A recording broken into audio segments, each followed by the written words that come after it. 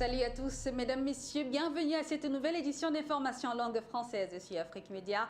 Merci également de nous recevoir chez vous. Nous ouvrons ce bulletin d'information par le Sénégal. C'est officiel, le pays de la Teranga accueillera les Jeux olympiques de la jeunesse en 2022. C'est donc le comité international olympique qui l'a confirmé et c'était donc en Argentine. Le comité a déclaré que le Sénégal sera donc le pays hôte où se tiendra la grande messe du sport consacrée à la jeunesse. Les détails avec Serge Taboué. Le Sénégal est la nation qui accueillera en 2022 les Jeux olympiques de la jeunesse. Les membres du comité international olympique réunis lors de la 133e édition à Buenos Aires ont retenu le pays des lions de la Teranga au détriment de la Tunisie, du Botswana et du Nigeria. Présent sur place, le numéro 1 sénégalais, le président Macky Sall, a exprimé toute la gratitude du peuple africain pour ce choix certes difficile, mais ambitieux qui correspond aux valeurs de l'olympisme. Il continue en promettant que son pays fera tout son possible pour des Jeux conformes aux standards internationaux. Ainsi, montrant toute sa détermination, il annonce la construction d'un nouveau stade de 50 000 places qui a d'ailleurs déjà débuté, en plus de la rénovation du stade Senghor de Dakar. Pour mémoire, le Sénégal avait confirmé sa candidature dès le mois de février 2018 en marge d'une session à la veille des Jeux olympiques d'hiver de Pyongyang par le biais de Mamadou Ndiaye, président du comité olympique sénégalais et membre du comité international olympique. Une session qui avait permis au comité international olympique de voter une motion indiquant sa volonté de confier les Jeux olympiques de la jeunesse 2022 pour la première fois à un pays africain. Les précédentes éditions se sont déroulées en 2010 à Singapour et Nanjing en Chine en 2014. Au Zimbabwe, 41 millions de dollars ont donc été débloqués par la Banque centrale pour remédier au problème de pénurie de carburant dans le pays. La Banque de réserve du Zimbabwe a donc commencé à puiser dans les lignes de crédit de 500 millions de dollars qu'elle avait récemment obtenues pour soutenir l'achat de produits de première nécessité. Et parmi les produits de première nécessité, il comprend le carburant, l'électricité, le blé et les matières premières pour la fabrication d'huile de cuisson. Un communiqué de la Banque centrale a annoncé le 8 octobre 2018 que l'argent destiné à la fourniture du carburant avait été publié vendredi dernier. Pour ce faire, le carburant est actuellement fourni et livré aux différentes stations et services et surtout dans les points de vente du marché. Le pays connaît des réserves de carburant irrégulières depuis plusieurs semaines déjà, ce qui obligeait les automobilistes à subir de longues files d'attente aux stations de service. Nous mettons le cap en Afrique du Sud où le roi des Zoulous est contre la réforme foncière dans son pays.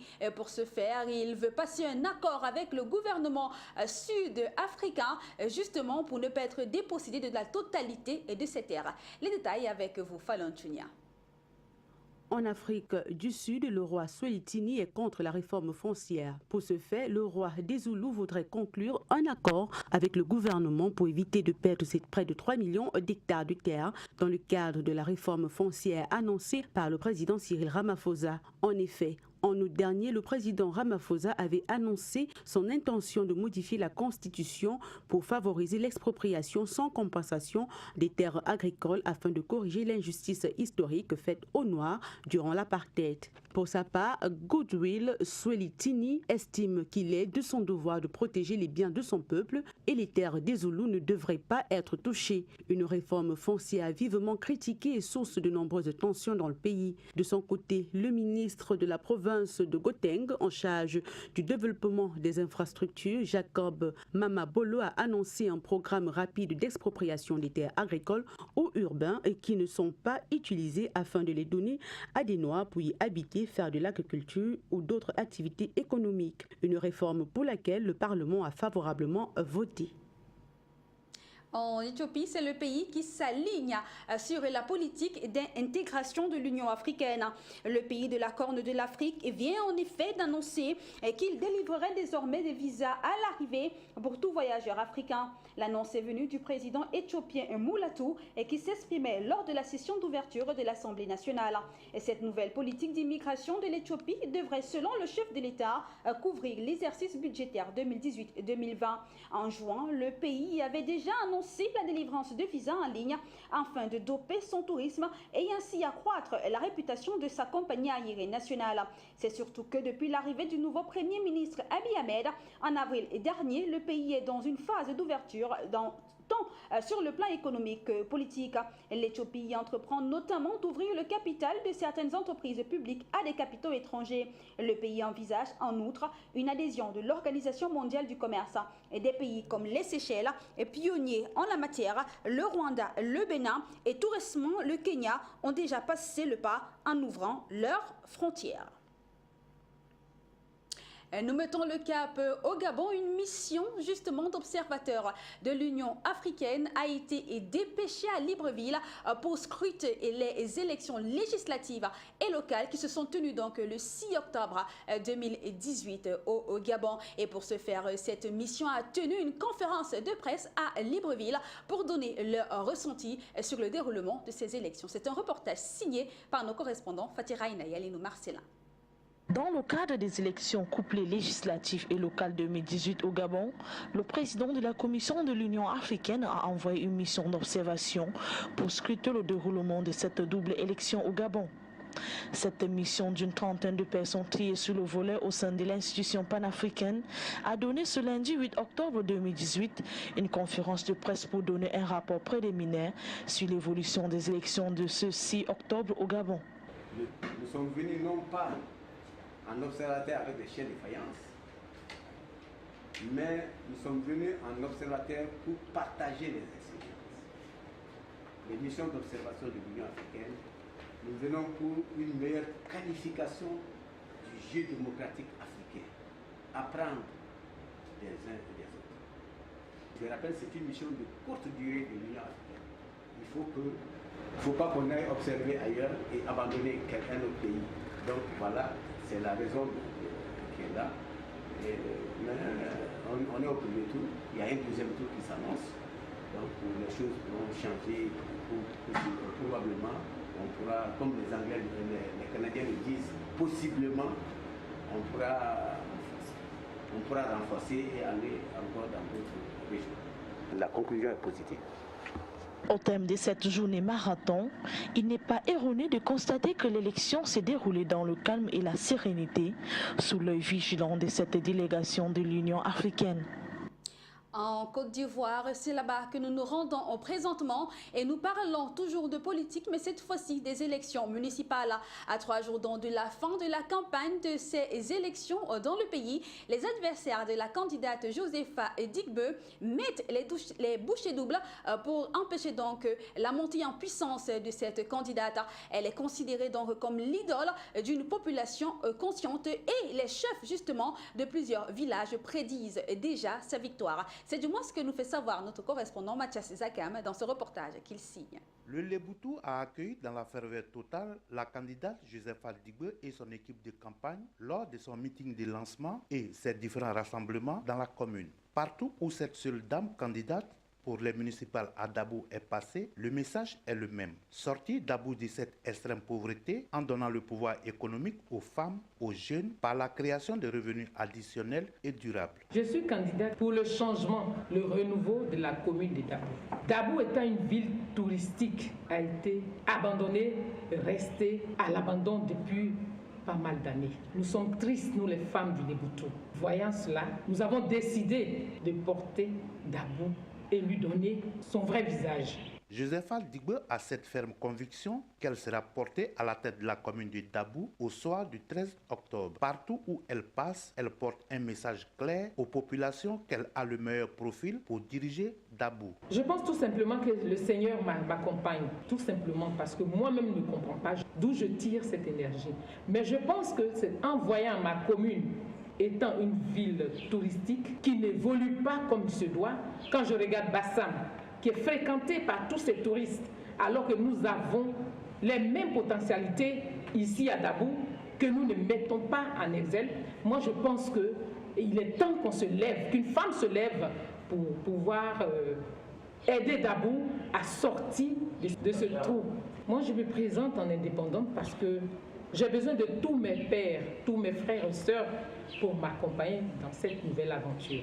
Malgré les intimidations, la candidate Josepha Digbe reste sereine. Son projet de société dans son ensemble repose sur une doctrine, c'est-à-dire un principe qui, s'il est mis en exécution, changera beaucoup de mentalités dans le Léboutou. En somme, un projet tenant compte des atouts et besoins de la commune de Dabou. Toujours en Côte d'Ivoire, la campagne pour les élections locales connaît justement diverses fortunes sur l'ensemble du territoire ivoirien. Et donc, les candidats sont donc à la recherche des électeurs et ils leur demandent justement de croire en leur projet de société. Mais durant ces différentes campagnes, des scènes de violence ont été enregistrées dans certaines localités. C'est du moins ce que nous fait savoir nos correspondants Isaac Tao et Oscar Goué dans ce reportage qu'ils signent. Accéder au développement local par des projets de société qui répondent à leurs aspirations, tel est l'objectif auquel les populations ivoiriennes aspirent en ce moment dans leur majeure partie. À l'ouest de la Côte d'Ivoire, précisément dans la localité de Guiglo, des heurts ont été signalés entre partisans de deux candidats, ce qui n'est pas le cas pour la ville de Blolequin ou dans le village de Guéa.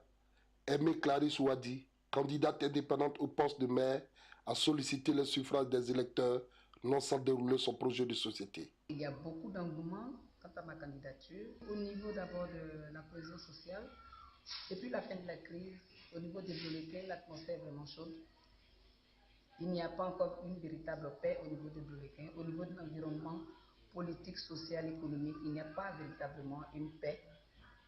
Donc, cela m'a motivée. Il y a des projets d'insertion des jeunes. Déjà en 2008, j'avais commencé avec la jeunesse parce que après les élections de 2000, il y a eu des événements ici, des événements malheureux. En 2005, ça s'est aggravé.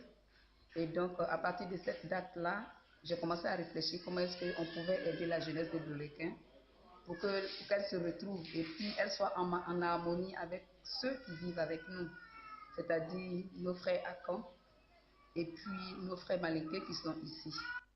Ailleurs dans la région du Guémon, la notion de la non-violence a été bien perçue par les candidats dans cette campagne électorale.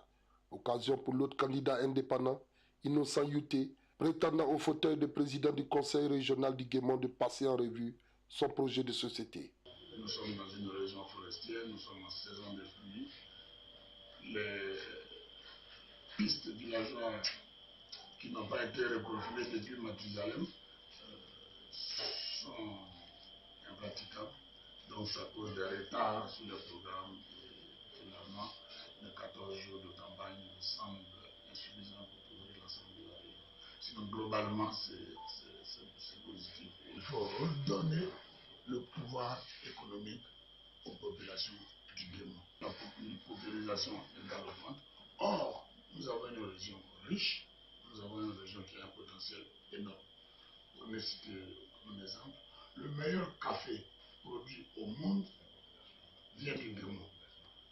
Que faisons-nous pour capitaliser sur ce potentiel? Rien pour l'instant. Nous sommes la première région productrice du vivrier en Côte d'Ivoire. Que faisons-nous pour tirer avantage de cela? Rien pour l'instant. Partir sur cette base, sur ce potentiel, nous avons sorti un plan qui est dans les fondations du Guémon, c'est maintenant. Au total, 88 candidats ont été retenus pour les élections régionales et 684 dossiers retenus pour les municipales, selon la liste publiée par la Commission électorale indépendante CEI. Le RHDP, le PDCI, le FPI Tendance Afin-Guessan, l'UDR et le RPC sont les partis politiques qui s'affrontent sur le terrain avec des indépendants massivement candidats à ces joutes locales, tant pour les régions que dans les communes. Il faut noter que la fin de cette campagne électorale en Côte d'Ivoire est prévue le 11 octobre et le vote le 13 octobre prochain. Nous restons dans le cadre de la politique, mais cette fois-ci au Cameroun. Le candidat Maurice Kamto revendique dans sa victoire en tant que président de la République. Ceci pour les élections présidentielles qui se sont donc déroulées le 7 octobre 2018 au Cameroun. Et il revendique donc sa victoire avant les résultats donc officiels des 10 élections. Et donc c'est donc lors d'une conférence de presse qu'il a donné le 8 octobre 2018 que le candidat du MRC a donc alerté l'opinion en public. Les détails avec vous, Serge Taboué. 24 heures après la clôture du scrutin, le candidat Maurice Kamto a su être le vainqueur de la présidentielle du 7 octobre 2018. Une déclaration faite lors d'une conférence de presse tenue au siège de son parti à Yaoundé. Le candidat du mouvement pour la renaissance du Cameroun a utilisé une métaphore footballistique selon laquelle il a reçu du peuple une mission de tirer un pénalty. Lequel pénalty, selon lui, a été tiré et le but marqué. Une sortie qui ne laisse personne indifférente. À l'exemple du Rassemblement démocratique du peuple camerounais, qui par le biais de son secrétaire à la communication, le professeur Gerfam Ndongo, parle d'une allégation narcissique qui relève de la fantasmagorie. De son côté, Joshua aussi, candidat du Social Democratic Front, déplore une telle attitude et reconnaît que d'après la loi, seuls les procès-verbaux d'élections au Cameroun font foi. Avis partagé par d'autres candidats à cette élection présidentielle, à l'exemple du professeur Kouvondo du parti Univers et de Gagaman Adi de l'ADD. Des réactions qui justifieraient le fait que le candidat du MRC risque de se mettre à dos la justice de son pays pour déclaration dite mensongère. Cependant, précisons que sur le terrain, les décomptes se poursuivent en tenant compte de la loi qui prévoit que le Conseil constitutionnel proclame les résultats 15 jours après le scrutin. Nous restons dans le cadre de la présidentielle, mais cette fois-ci à Madagascar. Plus le scrutin approche, mieux justement les électeurs défendent mieux justement les candidats qui leur sied le mieux. Et donc ces candidats ont fait l'objet d'une enquête justement dans le pays, enquête justement qui dessine les différents candidats et place justement l'ex-président de la transition, Andry Rajoelina, favori. Les détails avec vous, Linda Ndedi. C'est du moins ce qui ressort de quelques interviews réalisées par les journalistes de Safidiko, journal très largement diffusé dans le pays et disponible en ligne. Selon ce journal, les chiffres en faveur de l'ex-président de la transition ont toujours été très estimables. Et si l'on se réfère par exemple aux dernières interviews réalisées le 1er octobre dernier dans chaque partie de la Grande Île, les résultats estiment que le premier tour de l'élection suffirait alors à dévoiler officiellement le nom de l'élu qui dirigera Madagascar pour les 5 prochaines années. Car parmi les 2000 personnes interviewées, plus de la moitié, soit 51,4%, ont affirmé qu'ils iront voter pour Andry Rajoelina à cause de ses visions et projets par lesquels ils pensent résoudre tous les problèmes économiques existants afin de faire sortir Madagascar de la pauvreté. 22,6% ont penché pour le candidat Ravalomanana Mark. Son atout principal reste l'expérience et c'est pourquoi il arrive à fidéliser ses partisans. Beaucoup pensent d'ailleurs que ce candidat parviendra à mettre en place un projet décent pour le pays, à l'exemple des constructions des infrastructures routières pour lesquelles il est connu. Heri Rajoelina occupe pour sa part la 3e place de ce classement, car 10,4% des personnes interviewées comptent quant à elles voter pour lui. Beaucoup ont été convaincus par sa capacité à redresser et développer le pays grâce à ses compétences, ses connaissances et surtout son expérience à diriger. Ses réalisations ont été reconnues et félicitées par les bailleurs et investisseurs étrangers, étant donné sa bonne gouvernance. Le pasteur Melol, quant à lui, a été classé à la 4e position avec 5,8% des voix. C'est la preuve qu'il parvient aujourd'hui à réunir un nombre estimable de partisans qui se comptent principalement au sein de son église, mais aussi parmi de simples citoyens qui semblent très intéressés par sa politique qui consiste justement à revendiquer la restitution des îles éparses. Ceci malgré les nombreuses critiques qui se font à propos de ce religieux qui prétend à la course présidentielle. Au bas du classement figure Jean-Omer Beriziki avec 3,3% des voix, lesquelles ont été pour la plupart obtenues dans la partie nord de l'île. Vu donc de tels résultats, tout porte à croire que l'ex-président de la transition a une large avance par rapport à ses concurrents. Car apparemment, les électeurs lui font beaucoup plus confiance. Ce qui n'a pas empêché les autres personnes enquêtées d'exprimer leur anxiété par rapport au manque d'expérience de ce jeune candidat dans le domaine de la gouvernance du pays.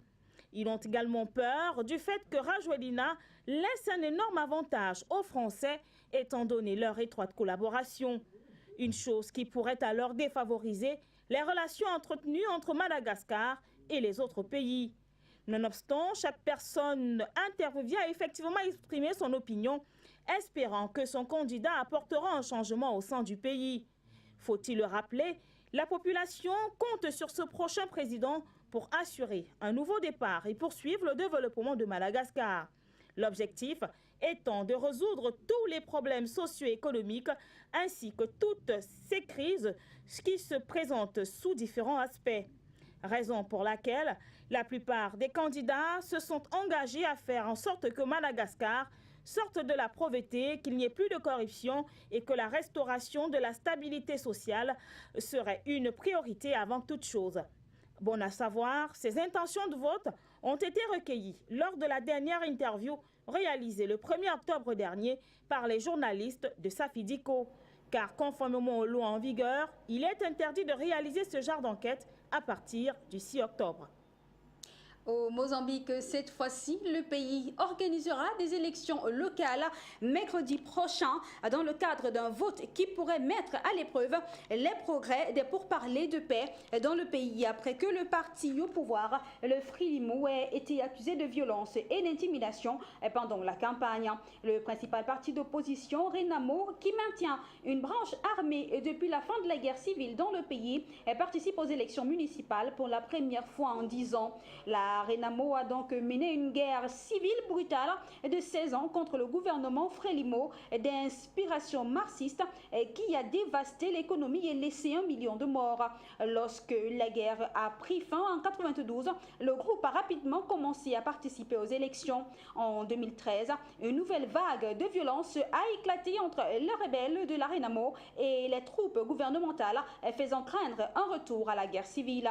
3 ans plus tard, le parti réclame une trêve et ouvre de nouveau pourparlers de paix avec le gouvernement. Il espère maintenant faire une avancée décisive avant les élections générales de l'année prochaine, mais la réforme électorale récente pourrait bien diviser le vote de l'opposition.